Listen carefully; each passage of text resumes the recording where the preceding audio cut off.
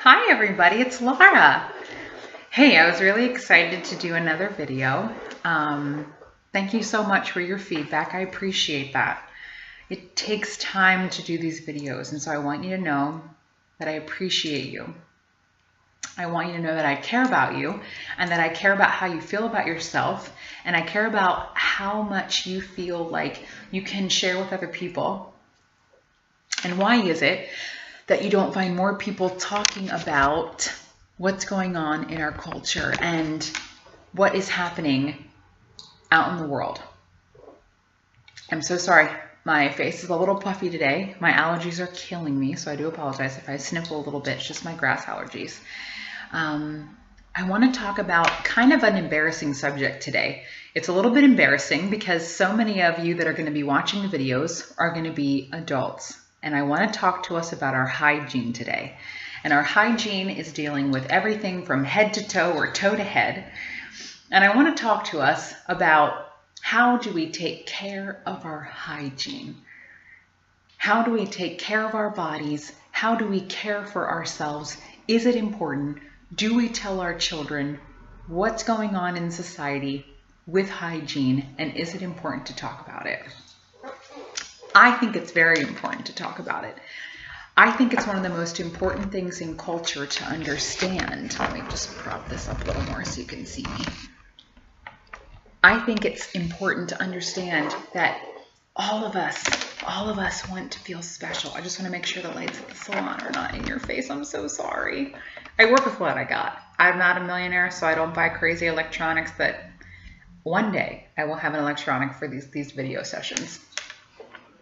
I want us to understand, is it because I'm part of the beauty industry that I'm concerned about hygiene? No. Because men and women have come in, because I've smelled men and women when they come in, because I've seen how children act and I've seen how my bathroom gets left, I've been around 17 years of other people in this town, their families, their family get-togethers, their homes, the way they do things. And one of the things that I've seen as a reoccurring issue in our society is hygiene. Hygiene is a big issue because what does that do? It is a direct reflection of who you are, how you feel about yourself, how much you know about your individual body and what you do about it. Do you know that there are so many correlations to hygiene and how long you'll be in a relationship and what kind of relationship that you will be in because of the way that you take care of your body? Sex is something that leads up to good hygiene because we're all going to be in relationships. Now, some people would say, well, Laura, you're a Christian and the Bible talks about sex. And the Bible shares that sex waits for marriage. It may, and it does. And I'm proud of the people that do wait for marriage. But I will tell you this. If you don't know your body and you don't know your spouse's body and your spouse doesn't know their body, you're going to have a really tough time talking sexually and meeting each other's needs sexually. And the problem with that is that our society is running on the government promise that we're all going to make it into this great wealthy society. Money and sex. And so because we won't talk about hygiene, and hygiene is the first thing you need when you go to a job interview, it's all linked together. So I wanted to go on here tonight and encourage you to change your thinking. If you can change your thinking into understanding that every part of your body needs to be dealt with, then you will give yourself the opportunity to understand that you, the person watching this video, deserves to understand how the entire body works from head to toe and what needs to be done to be taken care of. Which means sleeping and eating and water and what you touch and what you bathe with, what you put on your body, what you put in your body, how long you take time to understand what you wash your clothing with, what kind of shoes you wear. These are the types of things that we need to be talking about so that you on the other end can start to understand what is going on inside of that body. How do we address it? How do we get better? How do we fix these things? Do you know that if we don't talk about these things as children, where we learn how to take care of our body, that everything has a tendency to fester? And so unless you live in somebody else's structured environment, like going off to college, living with somebody in college that lives differently than your family, getting married at a young age, or living with somebody at a young age, or being put up because the company that you started working for after college, you needed a roommate and you found them on Craigslist, watching something like Sex and the City and a sitcom doesn't give you the ability to understand how to take care of your body. Do you know what else happens when you don't know how to take care of your body because your parents have not been able to teach you how to take care of your body? You have obesity issues that will come on board because you do not know how to eat, and because you don't understand what will happen to the inner thigh when it becomes so large that it rubs on the other thigh, called chafing and yeast infections, because of dark areas in the body where there's moist that can sit, and the dampness in there it gets ugly. And because our genitals are closed up and our armpits are closed up inside of our clothing, and being overweight also adds more issues to that, then you've got people who have poor hygiene, who have poor blood circulation, and they have poor sex lives because of the odors that can kind of well up in the body. I don't say that to embarrass you. I say that to empower you. Maybe you can think of 3 people right now that are like, oh yeah, that's what they're suffering from.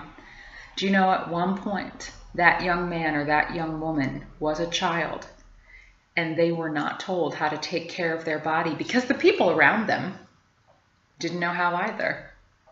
The people around them don't even know what they do and how they do it. They don't understand how to actually stay in that mindset and stay healthy there. So no one got taught. That's okay. We can forgive you for that. The difference is, being educated on hygiene loves you. That the moment you get up, you get a shower, before you eat breakfast, before you pack your lunch, before you choose your dinner, that you, the vessel that is going into your day, needs to have everything from head to toe figured out so that you become the best you that everybody else is involved with. And so that you have the ability to say no to other people's ignorance. And it starts with hygiene. Hygiene links to everything. Now, can it go too far? Yes. Yes. Hygiene can go too far. You can become too engrossed. I remember a time vividly where I was going to the gym twice a day. And a lot of times people were like, my hygiene or my health, I was going too far. That's a little different because I had to bathe since my body was sweating, my hygiene to clean off my skin, but trying to get my weight down because of my poor food intake, living in a home where there's poor hygiene. To try to clean a body that is twice the size that it is now, to try to take care of my body and to feel good about my body when it was twice the size it is now, was so difficult. And my hygiene was not the best. Not only was my skin not nice, not only did my body not fit into clothing that I wanted to wear, I didn't want to go places where my body was going, if you know what I mean. And if it's 100 degrees outside, it's 150 down there, if you know what I mean. So, unless you've got something for all that wetness and all that disease to go, how does a healthy person live different than an obese person?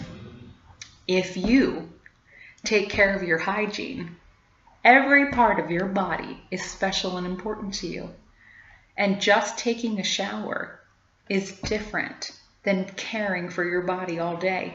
And having really good hygiene leads into understanding that we need to take care of our entire vessel, which is from the inside out.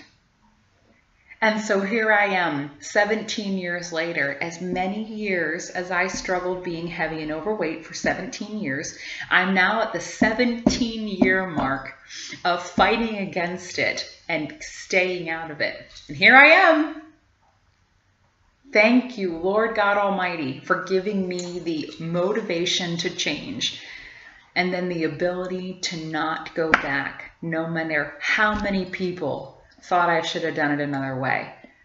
Did I have some bumps on the way? Yeah, I did. I did have some bumps on the way. Did I have some regrets? Yeah, Yeah, I wish I would have had more people talk. That's the regret I have. I wish I would have had more people speak up. Tell me about how they went through it. What are some of the mistakes that you've made? Once again,